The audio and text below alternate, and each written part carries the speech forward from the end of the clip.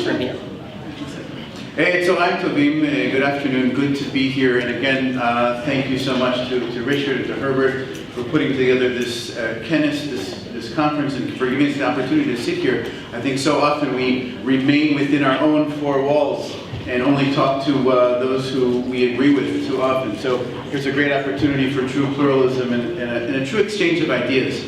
So as the president of the Zionist wing of the Reform movement, it's fascinating because my Israeli friend said, what does Reform and Zionism have to do, and why are you leaving Israel to move to New York to be a Zionist? They found that to be somewhat ironic. And I said, well, here, it's a new day.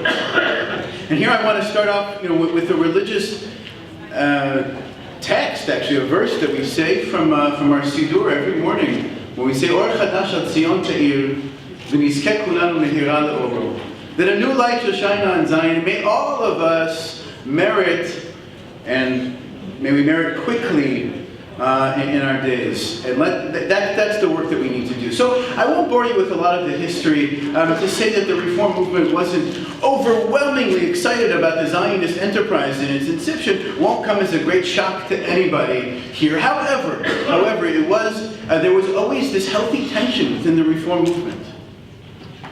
There was always this tension because do we need a central location? Or do we need to be supportive of the early Zionist enterprise?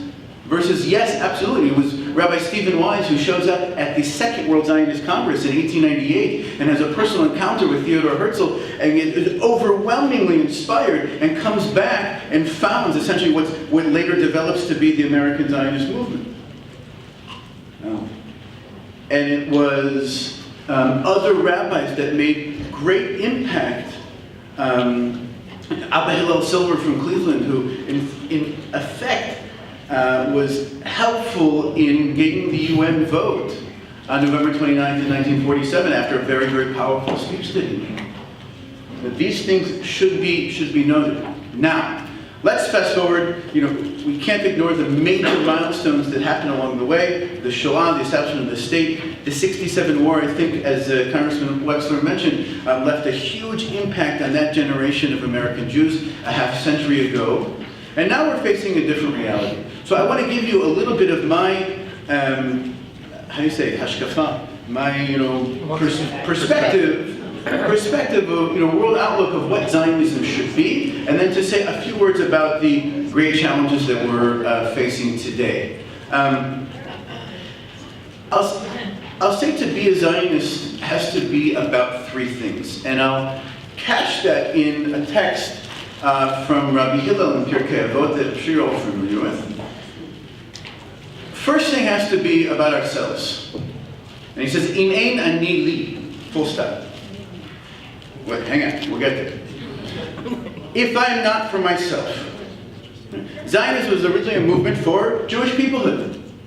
Whether it was to build a safe haven for people to come and flee persecution and anti-Semitism, it was a notion for what Maslow would call, self-actualization, for our own destiny, and for self-determination. And it's a moment of Jewish nationalism, a moment for us to create ourselves as a people in our ancestral land. Then we have to ask the question, Mili, and that's the second issue. Once we've established ourselves as a people, we then have to ask, what does it mean to be Jewish in the Jewish state? And Zionism was also a revolution about Judaism. And in fact, we're creating a new Judaism today. And what we're involved with in the Reform movement in Israel is creating a new religious identity for Israelis to cling to. Because we've come to the conclusion of two things. One, that having a Jewish state does not necessarily mean having a Jewish community or a Jewish identity. And two, that this polarizing dichotomy between religious and secular no longer answers the needs of the mainstream. Too many times I hear Israelis who come back from their post-army trip to India or Thailand and say, wow, I discovered this thing called spirituality. Isn't it a shame that we don't have that in Judaism? Well, we do. And that's what we're trying to create.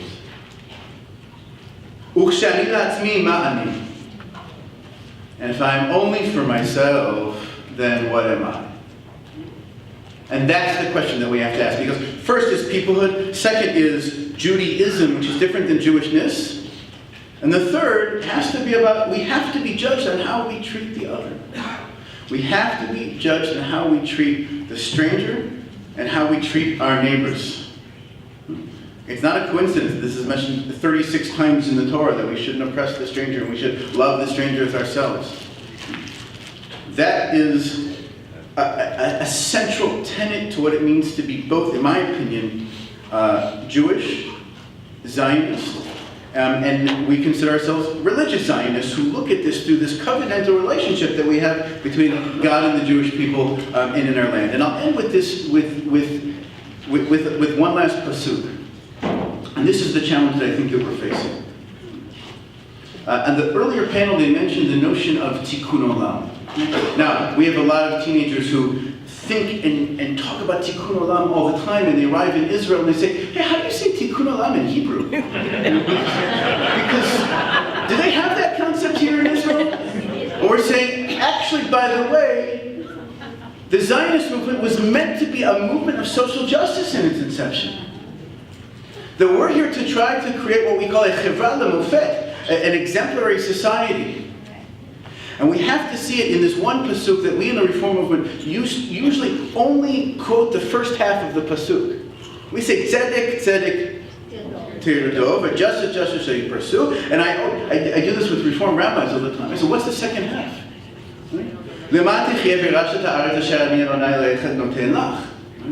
So that you can go and inherit and possess the land that the Lord your God has given you. Okay? But I want to suggest that that relationship is in fact conditional. That our inheritance and possession of the land is conditional upon us establishing a just society in the land. Thank you.